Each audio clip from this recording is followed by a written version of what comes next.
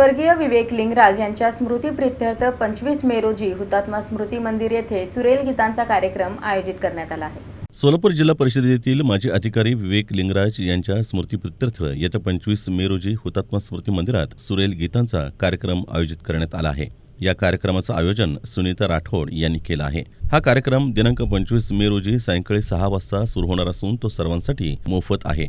याद आ रहा है तेरा प्यार अशी या कार्यक्रमाची थीम असल्याचं पत्रकार परिषदेत सांगण्यात आलं। त्यांच्या स्मरणार्थ आम्ही सुरेल गीतांची मैफिल ठेवली आहे हुतात्मा स्मृती मंदिर इथे।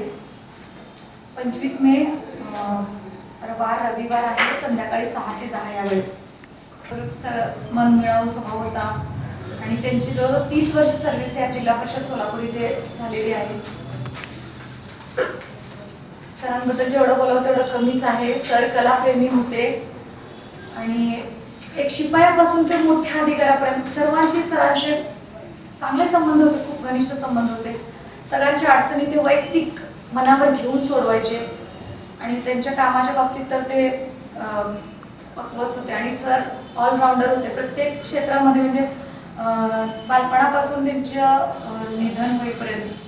यावेळी सुनीता राठोड, मोहम्मद हुंडेकरी, विजयकुमार लिंगराज, विश्वजीत लिंगराज, अविनाश लिंगराज आदी उपस्थित होते।